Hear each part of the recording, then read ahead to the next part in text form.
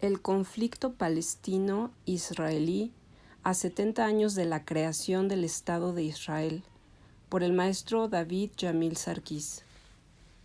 Cita: el objetivo de los sionistas es la creación de un reino judío cuya capital sea Jerusalén. Su objetivo es nutrir un espíritu nacional entre los judíos, crear una nación en Palestina y colonizar la tierra prometida, a la cual están regresando después de 20 siglos de haber salido de aquí. Ruhi Khalidi. El conflicto entre el Estado de Israel y el pueblo palestino es uno de los problemas más complejos en la agenda internacional contemporánea, y después de analizar su origen, desarrollo y situación actual, vemos con profunda preocupación el hecho de que no se avisora para resolverlo una solución ni pronta ni fácil en el futuro inmediato. Antes, al contrario, los sucesos de estas últimas semanas, desde que Donald Trump anunció su decisión de trasladar la embajada de su país a Jerusalén, no constituyen ningún buen presagio. A 70 años de haberse iniciado las hostilidades en su fase contemporánea, luego de la declaración fundacional del Estado de Israel en mayo de 1948, y a 40 de haberse acotado al problema específico de la relación entre judíos y palestinos, luego de que los egipcios firmaron la paz por separado con Israel, restándole a la dimensión árabe del problema tanto los principios como los instrumentos tradicionales del derecho internacional parecen haberse quedado visiblemente cortos en la búsqueda de una solución equitativa que deje plenamente satisfechas a las partes en un conflicto más cargado de variables emotivas que de problemas reales, aunque no por ello inexistentes o menores.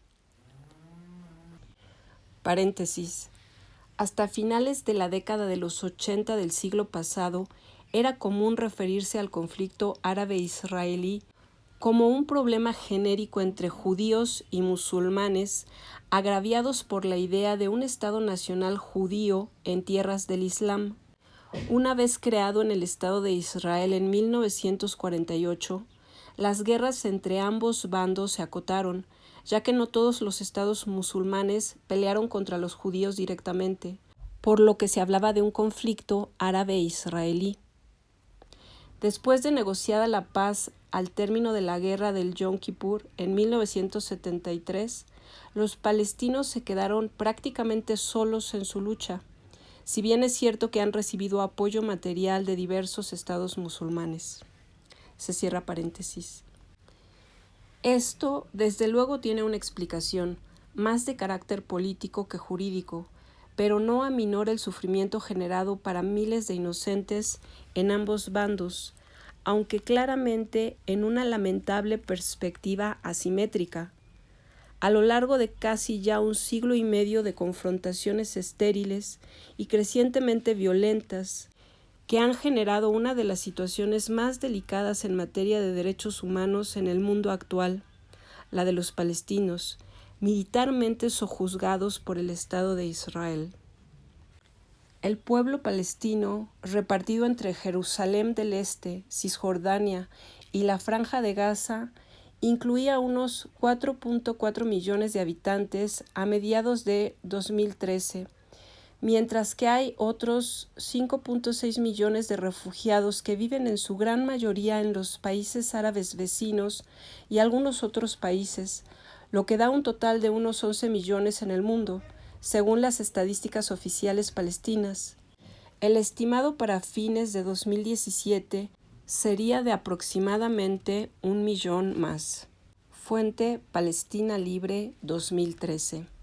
Si bien es cierto que el Estado de Israel es finalmente, después de siglos, una realidad política tangible del escenario regional, una realidad impuesta por la fuerza de las armas, la inestabilidad generada por su creación en Medio Oriente a mediados del siglo pasado, manifiesta en la militarización rampante de la zona, evidencia el hecho de que la duramente ganada victoria de los judíos sigue siendo endeble en términos éticos e históricos de largo plazo, lo cual significa una condición permanentemente de inestabilidad en la zona. La mano excesivamente dura con la que los judíos han tratado a sus vecinos palestinos, especialmente a partir de 1967, cuando ocuparon la totalidad del territorio en disputa después de la llamada Guerra de 6 días, garantiza un resentimiento que difícilmente se va a borrar de la conciencia colectiva del pueblo palestino al paso del tiempo, por lo que éste siempre se sentirá justificado en la búsqueda de la revancha, lo cual genera un temor que lleva al gobierno judío a endurecer aún más la mano en contra de cualquier forma de reivindicación por parte de los palestinos, que a su vez, puntos suspensivos, un ejemplo patético de lo que constituye un perfecto círculo vicioso. Por el lado de los israelitas, en términos demográficos, cita, al momento en el que se declara la independencia del país, la población total de Israel era de 780,000 personas, 630,000 judíos y 150,000 árabes. Fachi, 1977. La cantidad de judíos se multiplicó más de 10 veces a lo largo de los siguientes 60 años debido a la inmigración masiva y a un aumento natural bastante alto y singularmente estable, a la par de un crecimiento paralelo, incluso mayor, de la población árabe de Israel. A principios de 2014, la población de Israel alcanzó los 8.134.500, de los cuales 6.103.200 son judíos y 1.683.400 son árabes y 347.900 otros. Fuente del 2015.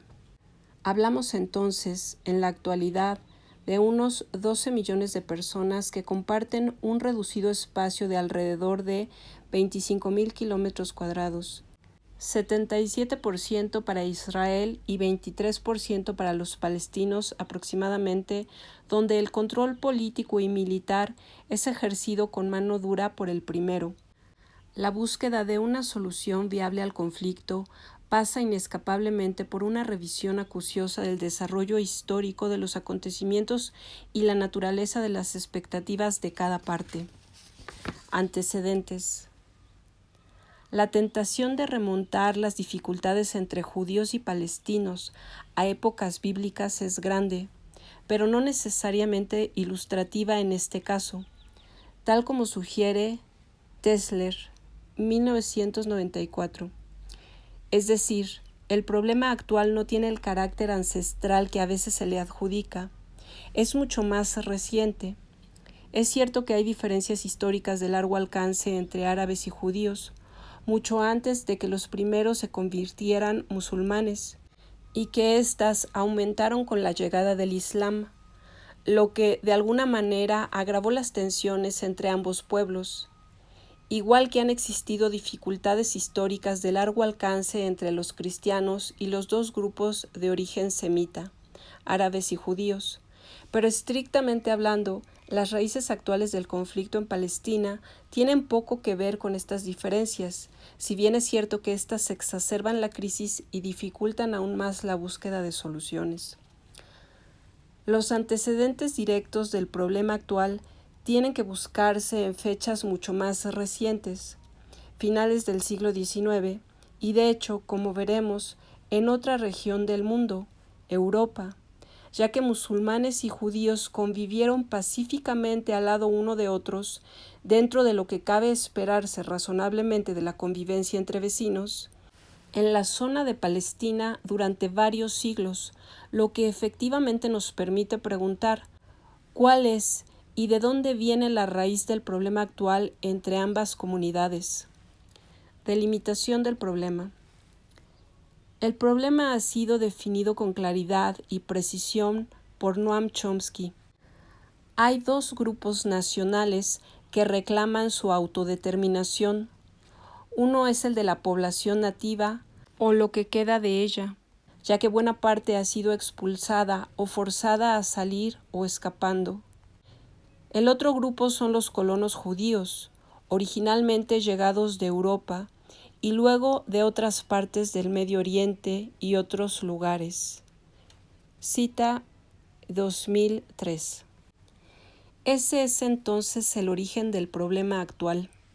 Dos comunidades que paradójicamente tienen un origen común, disputándose el derecho soberano sobre el mismo territorio, cada uno de ellos elaborando los argumentos en defensa de su propia causa. Los judíos para demostrar que Palestina es su hogar histórico, por voluntad divina, un argumento difícil de rebatir con bases en la razón, al cual una gran cantidad de ellos decidieron regresar después de 2000 años de ausencia, y los palestinos por demostrar, en primer término, que ese supuesto derecho histórico es altamente cuestionable como justificación para arrebatarles sus tierras y que, en efecto, ellos han estado ahí desde mucho tiempo atrás y que, especialmente en los últimos 70 años, han sido violentamente desplazados de su hogar de origen por la coerción y la fuerza de las armas. El problema se ha agravado considerablemente al paso del tiempo por la falta de voluntad de las partes para negociar y aceptar la presencia del otro. Los judíos extremistas, por su parte, piensan que tienen absoluto derecho a ocupar la totalidad del territorio que tuvo el reino histórico del rey David 1 milenio antes de Cristo, lo cual de hecho incluiría la mayor parte de la actual Jordania, para crear ahí un estado judío exclusivo, étnicamente limpio, según las tendencias nacionalistas que se desarrollaron en Europa del siglo XIX. Mientras que los palestinos más radicales se niegan, incluso después de tanto sufrimiento de sus pueblos, y quizá precisamente por ello, a negociar un solo milímetro de lo que consideran su territorio con los judíos invasores. Quienes creen que la verdad histórica está configurada por hechos objetivamente irrefutables e incontrovertibles, como pensaban los historiadores decimonónicos, pueden llevarse una gran sorpresa. Si bien es cierto que el objetivo primordial de los historiadores es tratar de construir narrativas consistentes con y apegadas a los hechos, las verdades históricas pasan siempre por el tamiz de las percepciones y de las interpretaciones que tienen de los hechos las distintas partes involucradas, y son además distorsionadas por los intereses encontrados de las partes.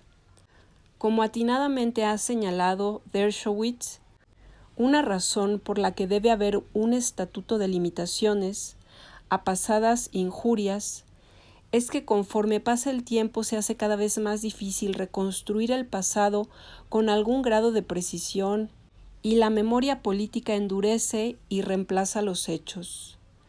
Dershowitz, 2003. El asunto se torna mucho más complicado aún cuando el interés político moderno se empeña en distorsionar los hechos del pasado de manera intencional para acomodarlos a una narrativa propia. De esta manera, el problema se complica todavía más, no solo por la disputa territorial, sino sobre todo por la naturaleza de la confrontación de argumentos con los que las partes intentan justificar sus posiciones y que nos ponen en la disyuntiva de reconocer cuál de los argumentos se aproxima más a los hechos. Lo relativamente grave, sin embargo, es que, en última instancia, la verdad histórica termina por tener poca importancia para cada una de las partes, y es la percepción de los hechos que cada grupo guarda en su memoria colectiva lo que rige sus actitudes y sus acciones. Eso no significa, en forma alguna, que los analistas sociales de diversas especialidades no puedan empeñarse en la búsqueda de evidencias que demuestren fehacientemente dónde hay distorsión de los hechos, por difícil que pueda resultar esta tarea. En este sentido, es necesario empezar por cobrar conciencia de que, incluso los vocablos aparentemente más inocentes en el discurso están cargados de intencionalidad política. Los judíos, por ejemplo, dicen que en realidad nunca se fueron del territorio actualmente en disputa, y añaden que siempre hubo una presencia judía significativa en Palestina y que, de hecho, la parte del territorio en la que se creó el Estado de Israel estaba muy escasamente poblada antes de la primera ola de migración judía hacia 1880. Dershowitz, 2003. Los términos significativa y escasamente tienen un impacto inevitable en el ánimo del lector, aún sin conocer cifras precisas, y aunque es cierto que estas son difíciles de obtener, existen testimonios que no se pueden ignorar. En 1891, Ahad Ha'am, un sionista que eligió este seudónimo, uno del pueblo, comentó con relación a Palestina después de su visita: en el exterior creemos que Eretz Israel es hoy en día casi desértico, un desierto sin cultivos, y que cualquiera que desee adquirir terrenos puede venir aquí y procurarse lo que quiera. Nada más alejado de la realidad. En toda la extensión del país es difícil hallar campos no cultivados. Los únicos lugares no cultivados son los arenales y las montañas de piedra, en las que no puede haber más que árboles frutales, y esto tras una dura faena de trabajo. Ahad Ha'am, 2013.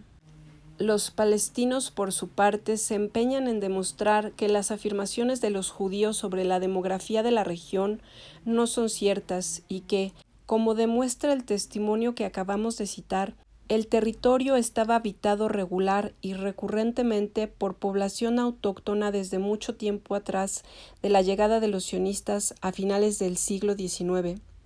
Los judíos no constituían sino una insignificante minoría del total de la población. Ambas declaraciones son difíciles de probar en la práctica debido a la falta de fuentes precisas. Cita: los debates sobre la población de Palestina prosperan debido a la falta de una buena información y a una confusión sobre el significado de las cifras del censo y por la voluntad de las partes por distorsionar la historia. Las cifras del censo del Imperio Otomano no eran fiables. Los residentes extranjeros no fueron contados y los residentes ilegales hicieron todo lo posible para evadir el censo, al igual que las personas que deseaban evadir el servicio militar y los impuestos. Las cifras de la población del mandato británico eran más fiables, aunque no se publicó ningún censo después de 1931. Lo que puede decirse al respecto es que había población árabe palestina y judía en la región, mucho antes de la llegada de los sionistas, que la población judía radicada en Palestina, de origen sefaradí principalmente, era sensiblemente minoritaria y que ambas comunidades, judíos sefaradíes y musulmanes, habían convivido en paz durante varios siglos. Eso nos lleva a cuestionar por qué llegaron los sionistas a Tierra Santa y de qué forma distorsionó su presencia el esquema de relaciones con los árabes palestinos. El antisemitismo. A partir de las últimas 2 décadas del siglo XIX, inicia un proceso de inmigración de judíos europeos hacia Palestina, fundamentalmente askenazis, y la causa principal que los lleva a emigrar fue el antisemitismo que experimentaban en sus lugares de origen, Europa, un problema de hondas raíces históricas y funestas consecuencias para la historia del pueblo judío, aunque estrictamente hablando, el término semita no solo se refiere a ellos. El antisemitismo, por tanto, tiene que ser considerado como una de las causas principales en el origen del problema. Como atinadamente señaló Neuberger, si bien el sionismo es la expresión del vínculo histórico que relaciona al pueblo judío con la tierra de Israel, el sionismo moderno podría no haber surgido como movimiento nacional activo en el siglo XIX sin la aparición del antisemitismo de la época. al que precedieron siglos de persecución. Nuremberg, 1995. Aun cuando existen diversos grupos de origen semita, hace ya tiempo que en el lenguaje popular el término tiende a identificarse preferentemente con los judíos y tiene una connotación definitivamente negativa de odio racial y cultural. Se trata de un fenómeno sumamente complejo que convirtió a los judíos en el chivo expiatorio favorito de muchos cristianos desde la época de la antigüedad, presumiblemente por su culpabilidad en la brutal muerte de Cristo. Aunque es claro que como fenómeno cultural, el antisemitismo refleja más bien las enormes dificultades del trato con la otredad, especialmente cuando esa otredad se resiste a la asimilación cultural cuando emigra, y merece un análisis de mayor profundidad y seriedad. Aunque ha sido una constante histórica de largo plazo, el antisemitismo, como expresión del antijudaísmo, alcanzó un vigor inusitado en la época de los crecientes nacionalismos de la Europa decimonónica y las comunidades judías, especialmente de la Europa oriental y Rusia, padecieron lo insufrible por su causa, lo cual ocasionó importantes movimientos migratorios que llevaron a cientos de miles de judíos a abandonar sus hogares en esos lugares en busca de paz y tranquilidad.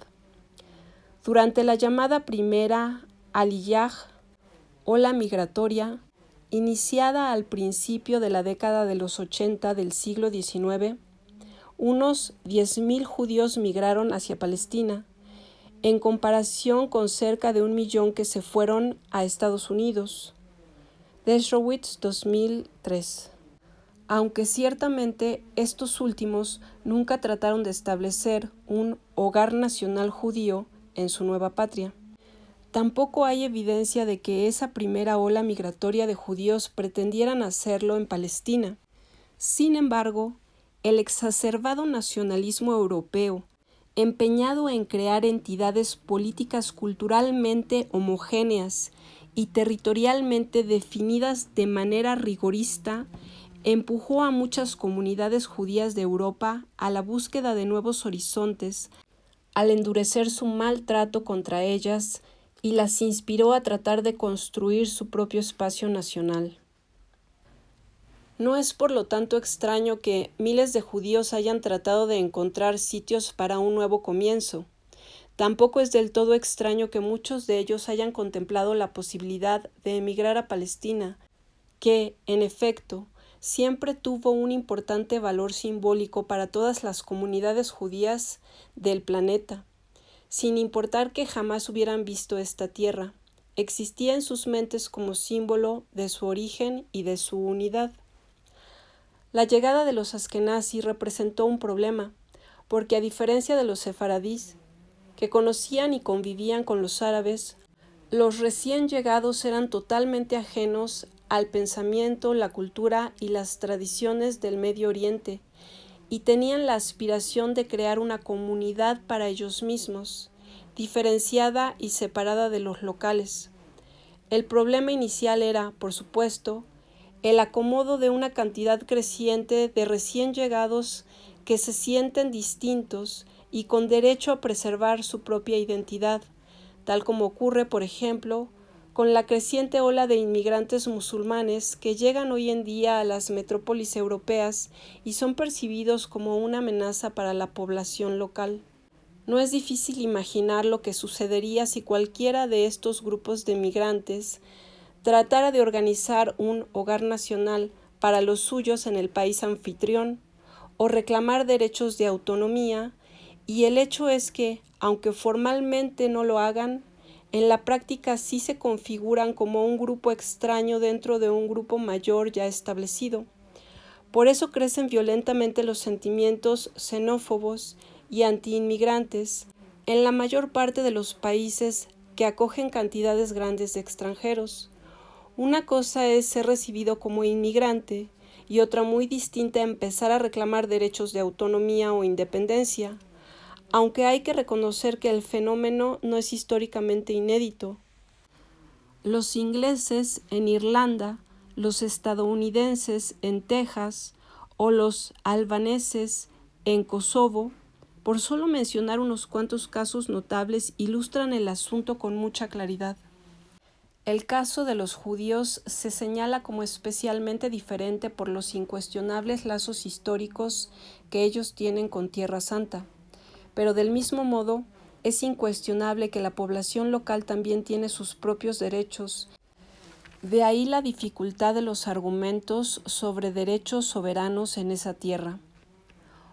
Una cosa es guardar un recuerdo simbólico sobre el lugar de origen y otra muy distinta, pensar que se puede regresar a él en cualquier momento a reclamar derechos de propiedad, sobre todo después de 2 milenios de ausencia. Al momento de la primera Aliyah, los judíos no excedían el 10% de la población total, unos 45,000, entre medio millón de musulmanes, y no poseían más de 2% de la tierra. Para 1914, debido a los procesos migratorios auspiciados por el sionismo, el número de judíos había pasado a más de 100,000 y habían estado comprando tierras, incluso a precios exorbitantes, por lo que no es de extrañar que los musulmanes locales se sintieran invadidos y amenazados, según datos de Mid East Web. Palestina no estaba vacía cuando comenzó la inmigración sionista. Los estimados más bajos afirman que había alrededor de 410,000 musulmanes, árabes y cristianos en Palestina en 1893. Un estimado sionista afirmó que había más de 600,000 árabes en Palestina para la década de 1890. En este momento, el número de inmigrantes judíos hacia Palestina seguía siendo insignificante en todos los sentidos. Es muy poco probable que la inmigración árabe antes de este periodo se debiera al desarrollo sionista. Aunque existe mucha incertidumbre respecto a las cifras precisas de árabes que vivían en las áreas que más tarde se convertirían en Israel, es muy poco probable que las demandas de Joan Peters, que había menos de 100,000 árabes viviendo allí, sean válidas. Hatzad Hasheni, 2017. Todo esto hace pensar que, prácticamente desde principios del siglo pasado, los sionistas tenían un plan claramente definido de ir ocupando tierras palestinas para eventualmente contar con una mayoría suficiente que permitiera el reclamo de la autonomía de las autoridades locales bajo el esquema histórico que había mantenido el Imperio turco desde mediados del siglo XV. Lo que quizá no calcularon con precisión fue la resistencia de los locales, ni la desaparición del reino otomano, lo cual generó un escenario enteramente distinto para todos los involucrados. Hacia 1913, según el relato de Ami Doxer Marcus, ya había florecientes comunidades judías en Palestina, tal como muestra el film propagandístico del cineasta ruso Noaj Sokolovsky, La vida de los judíos en Palestina, en el que, a pesar de ser cine mudo, se palpa, según la autora, quien tuvo la oportunidad de ver la película restaurada en el año 2000, la tensión con los árabes, siempre relegados a un segundo plano, siempre observantes escépticos de la imagen que Sokolovsky trataba de generar para el auditorio sionista que le encargó el film, Marcus, 2008.